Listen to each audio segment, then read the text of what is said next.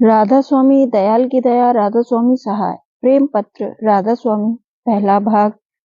वचन 34वां।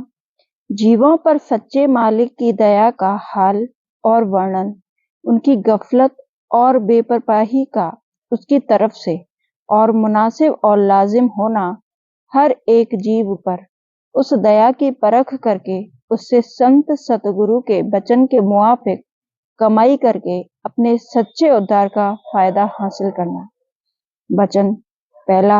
हुजूर महाराज जी फरमाते हैं कि सच्चे मालिक ने अपनी दया से जीव के लिए इस लोक में उसको अनेक औजार बख्शे हैं कि जिनके वसीले से वह अपनी रोटी और इंद्रियों के भोग का सामान पैदा करके रस और आनंद ले सकें, जैसे 10 इंद्रियों और 4 अंतःकरण। वचन दूसरा। इंद्रियों की 2 किस्म हैं। एक ज्ञान इंद्रिय, जैसे आंख, कान, नाक, जबान और त्वचा, यानी छूने वाली ताकत बदन की चमड़ी में।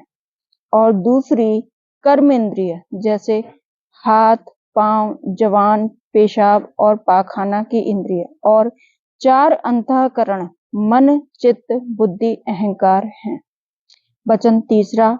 इन 14 औजारों के वसीले से आदमी अनेक तरह के नए नए काम करता है और नई नई चीजें और विद्या की पोथियां बनाता है और मेहनत और मजदूरी और हुनर के काम और लिखना पढ़ना और बंदोबस्त दुनिया का करता है और इस तौर से धन पैदा करके अपने खाने पीने और पहनने और रस और स्वाद की चीजों का भोग करने का बंदोबस्त करता है। वचन चौथा। अब ख्याल करो कि जिस मालिक ने यह सब औजार और समझ और ताकत उन औजारों के काम में लाने की बख्शी है, किस कदर इस आदमी को उसकी शुक्रगुजारी और सेवा जान और दिल से करना चाहिए।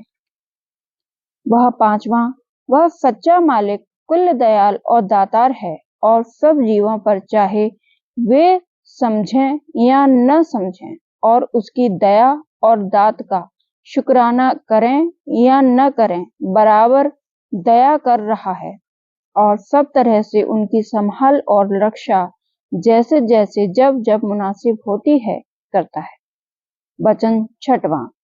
सिवाय औजारों के तन में उस सच्चे मालिक ने बाहर से भी बहुत सामान आदमी और जानदारों के आराम के लिए, जैसे सूरज और चांद और पानी और हवा और अग्नि और रोशनी और बिजली वगैरह पैदा किए हैं।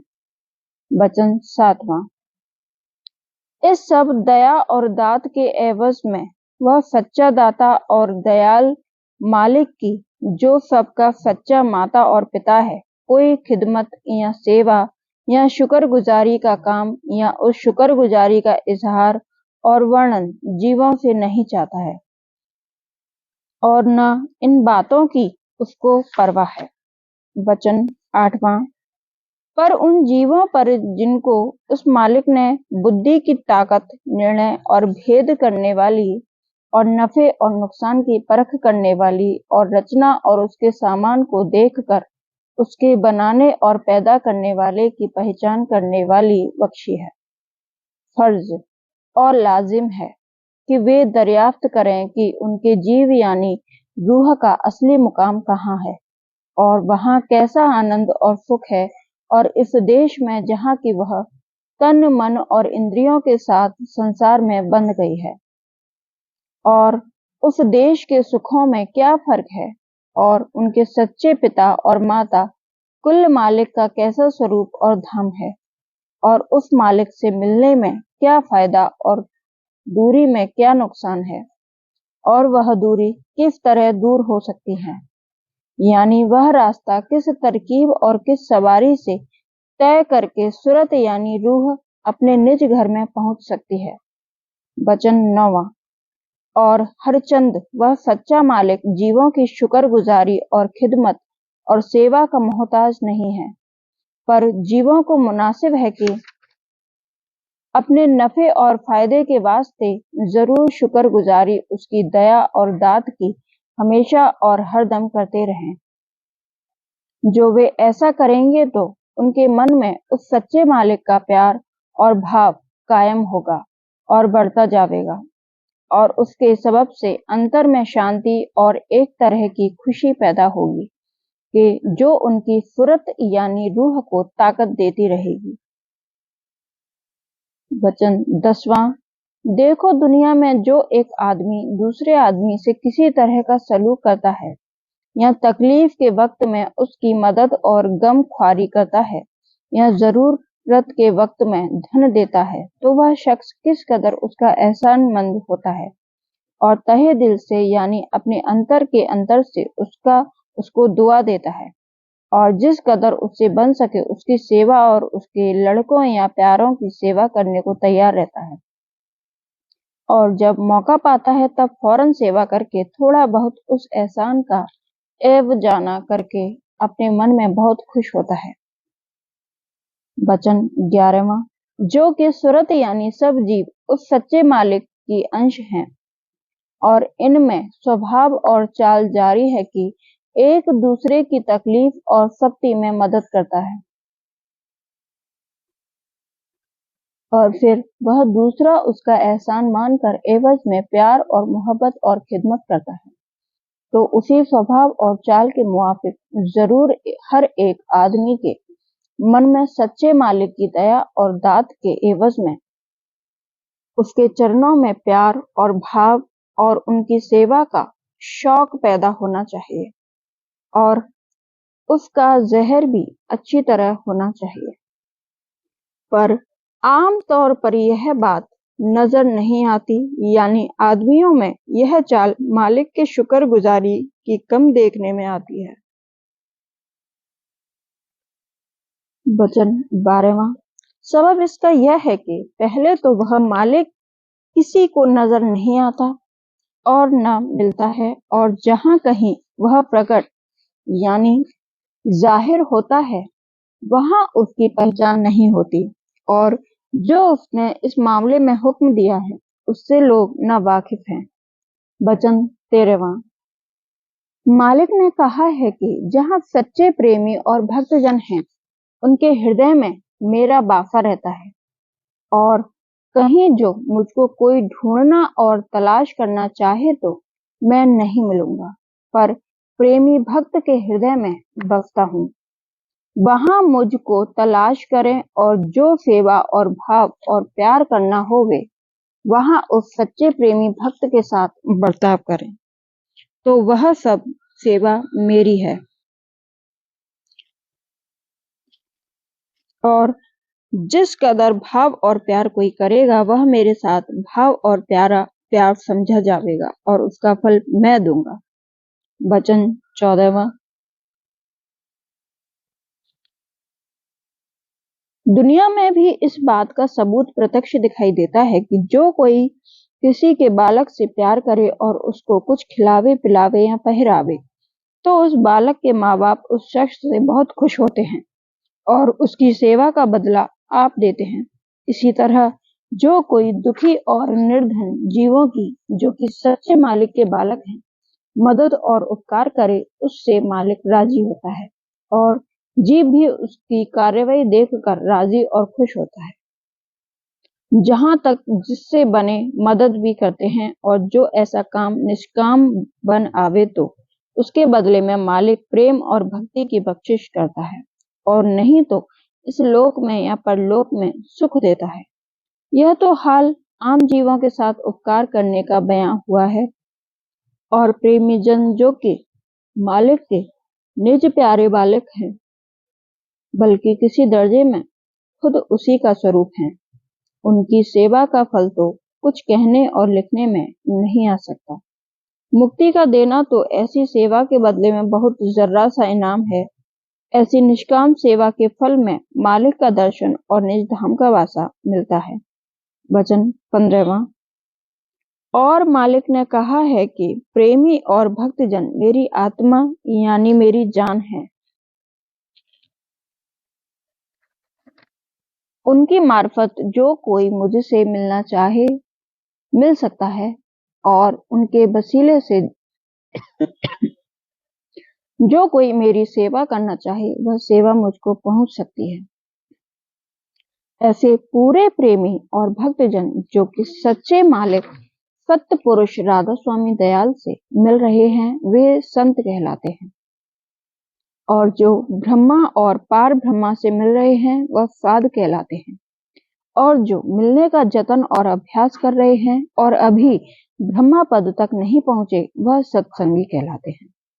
वचन 16वां। संत जन तो आप ही सच्चे मालिक सत्य पुरुष राधा स्वामी दयाल का स्वरूप हैं, और साध जन ब्रह्मा और पार ब्रह्मा का स्वरूप है, और सच्चे सत्संगी जो अभ्यास में दर्द और शौक के साथ लगे हुए हैं वह सच्चे मालिक के निज प्यारे बाल बच्चे हैं। जो कोई मालिक के निमित्त इनकी सेवा करेगा और इनके साथ भाव और प्यार करेगा उससे कुल मालिक प्रसन्न होवेगा और मेहरबान होकर भक्ति यानी प्रेम दान देवेगा।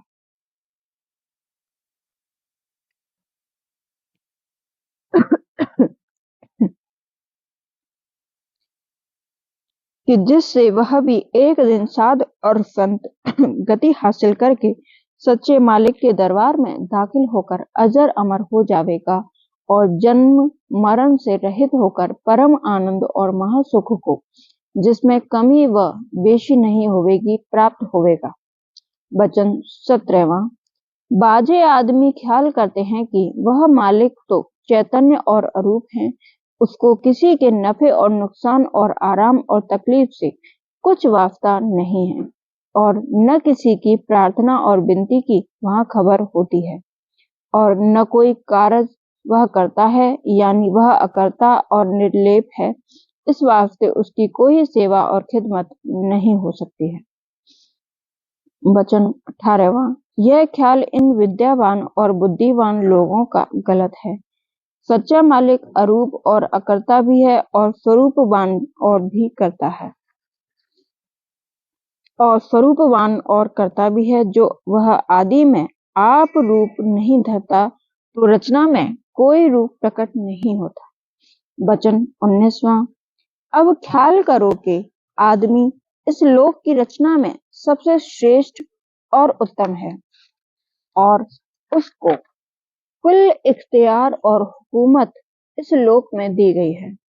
उसका जो रूप है वही रूप या उसका नक्शा या खाका थोड़ी बहुत कमी के साथ जब जानदारों में जैसे चौपाई और परंद और कीड़े मकोड़े वगैरह में बराबर नजर आता है, जबकि नीचे की रचना में किसी आदमी का रूप या उसका नक्शा या खाका बराबर चला गया है, तो अब दरियाफ्त करना चाहिए कि आदमी का रूप कहाँ से आया, यानी ऊपर के लोकों की रचना में यही रूप बढ़ के दर्जे का जरूर होगा, और कोई ऐसा स्थान रचना में जरूर है कि जहाँ आदि में आकार स्वरूप मालिक का प्रकट हुआ और फिर उससे नीचे की रचना में उसी का नक्शा का ख्याका दर्जे बदर्जे कमी के साथ बराबर चला आया है। वचन 20वां। संत सतगुरु जो कुल मालिक का स्वरूप हैं और तमाम रचना के भेद को जानते हैं फरमाते हैं कि प्रथम रूप रंग और रेखा सत्यलोक में प्रकट हुए, और वहां से दर्जे बदर्जे जैसे कि रचना नीचे के स्थानों में होती आई उस रूप का भी उसी के साथ उतार होता चला गया। वचन 21वां। अब विचारना चाहिए कि जहां से आदि ज़हूर स्वरूप का हुआ वही स्वरूप कुल नीचे की रचना का करता है, और वही प्रेम स्वरूप और दयाल स्वरूप है, और जिस रूप से कि आदि धार आई वह प्रेम और दयालुता और कुल स्वरूपों का भंडार है। यही स्वरूप उस अरूप को जो उसका निज रूप और भंडार है लखावेगा, और बगैर इस स्वरूप की मदद के कोई उस अरूप भंडार तक नहीं पहुंच सकता है।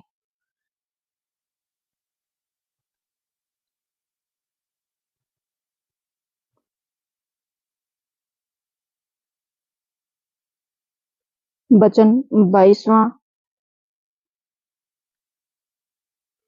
इस वास्ते जो कोई उस अरूप से मिलना चाहे, उसको चाहिए कि पहले उस आदि स्वरूप की भक्ति करके वहां तक उस रास्ते से कि जो उस स्वरूप ने संत सतगुरु रूप धरकर इस संसार में प्रकट किया है पहुंचे। तब अरूप से मेला होगा। और जो ऐसा नहीं करेगा तो जिस जगह की जीव की पिंडी में बैठक है, वहीं बैठा बैठा चाहे जिस तरह अरूप की महिमा गाया करे और जिक्र किया करे और निर्णय और तहकीकात करता रहे, पर जब तक कि उस जुगत की जो कि उस स्वरूप ने आप सदरूप धर कर प्रकट की है, कमाई और अभ्यास नहीं करेगा, तब तक अपनी जगह से नहीं हिलेगा। और इस वास्ते देह का बंधन उसका कभी नहीं काटा जाएगा और न जन्म मरण से रिहाई होगी और न अपने निज घर में यानी सत्यलोक और राधास्वामी पद में दखल पावेगा। वचन 23वां। इस सबब से कुल विद्यावान और बुद्धिमान लोग खाली रह गए। सिर्फ बातें विद्या बुद्धि की बनाते रहे और जो कुछ उन्होंने उस मालिक के रूप या अरूप का निर्णय किया वह भी सही नहीं हो सकता और न उनको रचना के भेद की सही खबर मिली। इस वास्ते उनके मन और बुद्धि का अंधेरा और भ्रम और संदेह बिल्कुल दूर नहीं हुआ। और इसी सबब से इन लोगों के वचन में आपस में इत्तेफाक नहीं है। कोई कुछ कहता है और कोई कुछ बकता है और दूसरा उसी को रद्द करता है और दूसरी बात बताता है, पर यह सब के सब भूल और भस्म में पड़े हुए हैं और अक्ल से अनुमान करके बातें बनाते हैं। सूरत यानी रूह की आंखें से कुछ देखा नहीं और संत सतगुरु की जो हाल फरमाते हैं वह देखे हुए कहते हैं और उनका वचन एक ही है और हमेशा कायम है, कोई उसको काट नहीं सकता और न उसमें कमी बेशी कर सकता है। वचन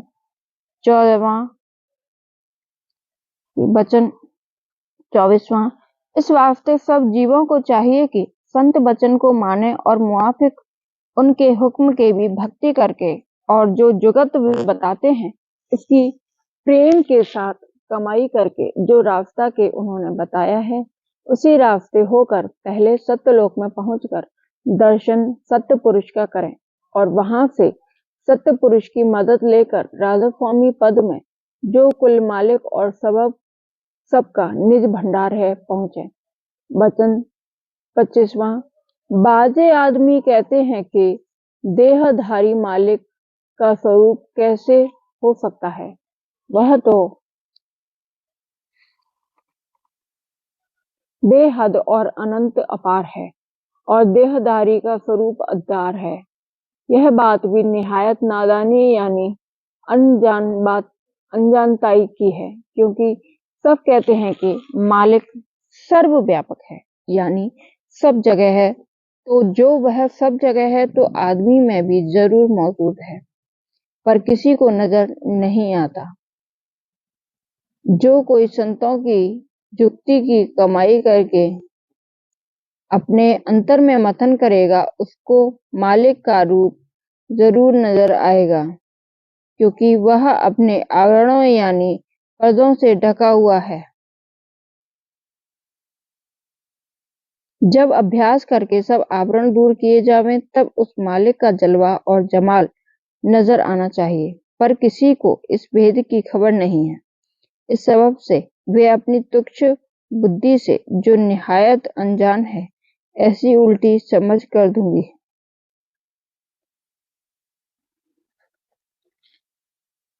ऐसी उल्टी समझ निकालते हैं।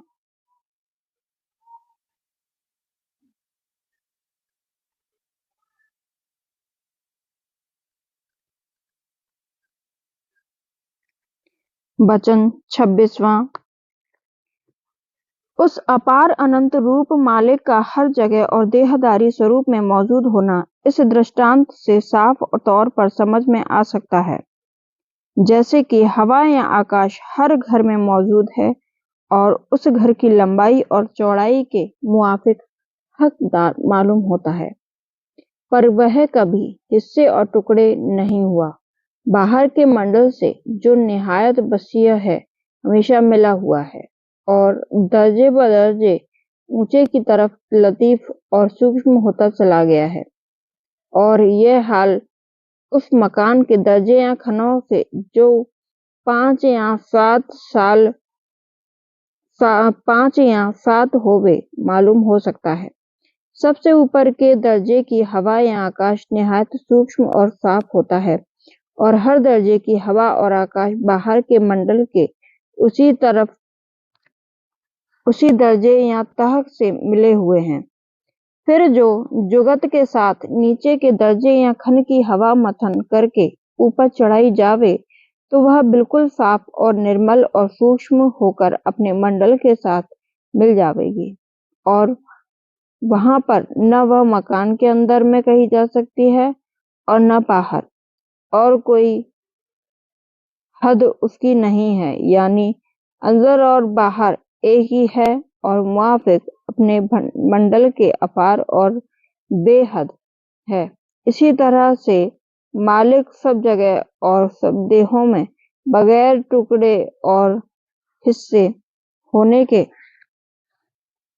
मौजूद हैं और जितने दर्जे की उस चैतन्य में कहे जा सकते हैं, वह बसबब माया की खिलौनी के हुए हैं और माया भी किसी मुकाम पर पैदा हुई।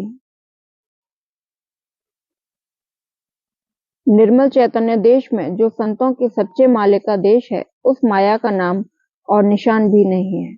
यह सब दर्जे देहधारी के स्वरूप में सूक्ष्म रीति से मौजूद हैं और हर एक दर्जे का चैतन्य उसी दर्जे के बाहर के चैतन्य मंडल से मिला हुआ है, जो सुरत चैतन्य के उस निर्मल चैतन्य के धार रूप होकर पिंड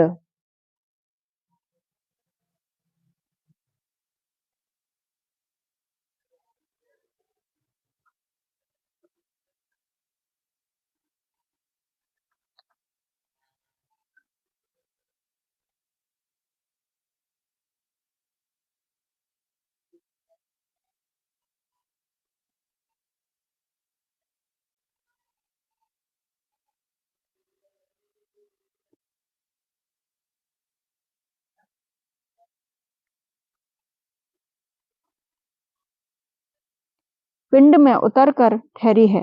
उस निर्मल चैतन्य देश के वासी और भेदी संत सतगुरु से मिलकर और रास्ते का भेद और जुगत भी उसी धार पर सवार होकर लौटने की दरियाफ्त करके अभ्यास करे, यानी अपने घट को मत कर आवरण दूर करती जावेगी अथवा उनको छेद कर ऊपर को चढ़ती जावे, तो वह सुरत एक दिन निर्मल चैतन्य देश में पहुंचकर उस अपार और अनंत रूप से मिलकर एक हो जावेगी और देह की हद किसी तरह से उसके अपार और अनंत रूप में हारिज और माने नहीं होगी। जैसे कि मकान में ऊंचे दर्जे या खन की हवा का मैल उस मंडल के साथ होने में मकान की रोकने वाली हद कोई रोक नहीं कर सकती है, ऐसे ही जिस अभ्यासी सुरत का रास्ता नीचे से ऊपर तक घट में इस तौर से खुल गया, वही सुरत उस अरूपी अनंत और अपार रूप से मिलकर एक हो गई।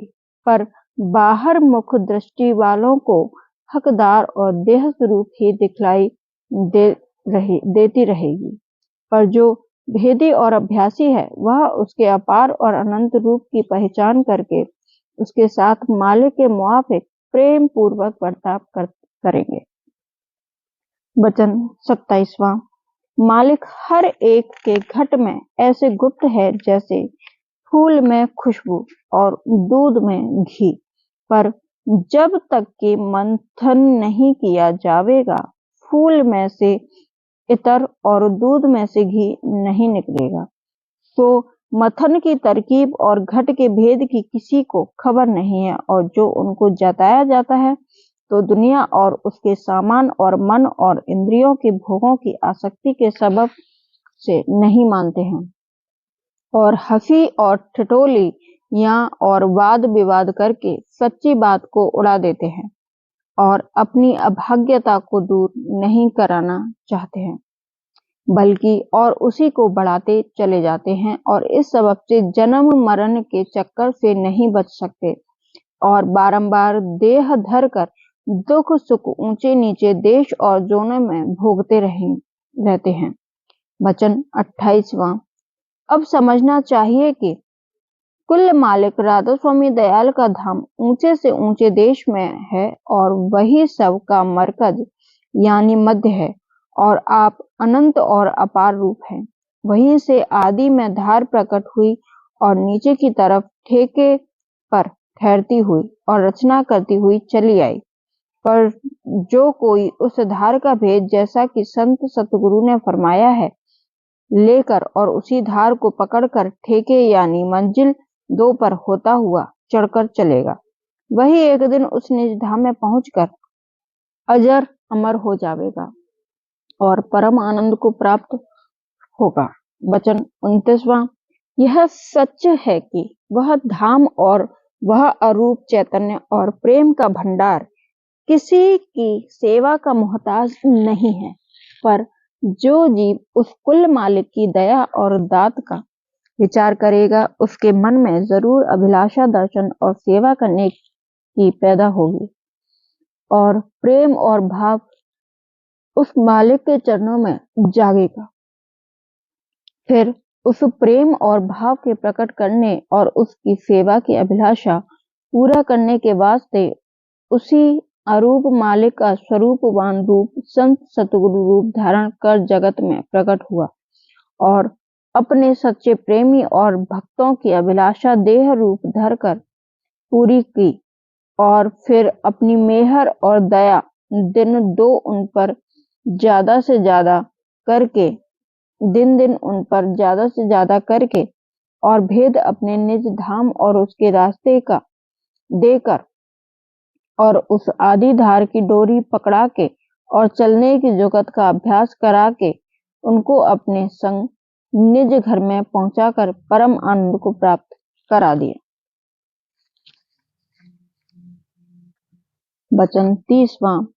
सिवाय उस जगत के जो कि ऊपर लिखी गई और कोई तरकीब या रास्ता निज धाम में पहुंचने का नहीं है, क्योंकि वह सच्चा मालिक आप प्रेम का भंडार है और जीव यानी सुरत भी प्रेम स्वरूप है, पर इसका प्रेम उल्टा होकर संसार और उसके भोगों की चाह में लग गया, जिसको मोह माया का जाल कहते हैं।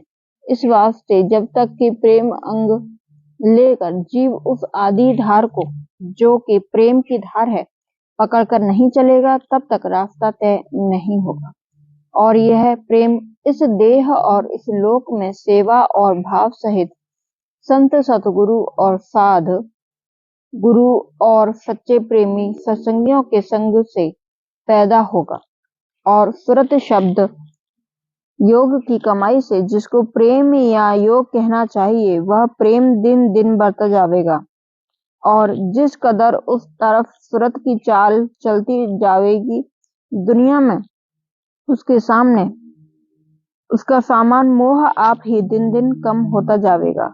जो कोई बड़ भागी जीव है वे इस वचन को मानेंगे और उससे पूरा फायदा उठावेंगे, यानी अपना सच्चा और पूरा उद्धार संत सतगुरु राधा स्वामी दयाल की मेहर से करावेंगे और जिनका भाग जागनहार नहीं है वे इस वचन को नहीं मानेंगे और इस वास्ते माया और काल की रचना में पड़े रहेंगे और जन्म मरण की तकलीफ सहते रहेंगे। राधा स्वामी दयाल की दया, राधा स्वामी सहाय। राधा स्वामी।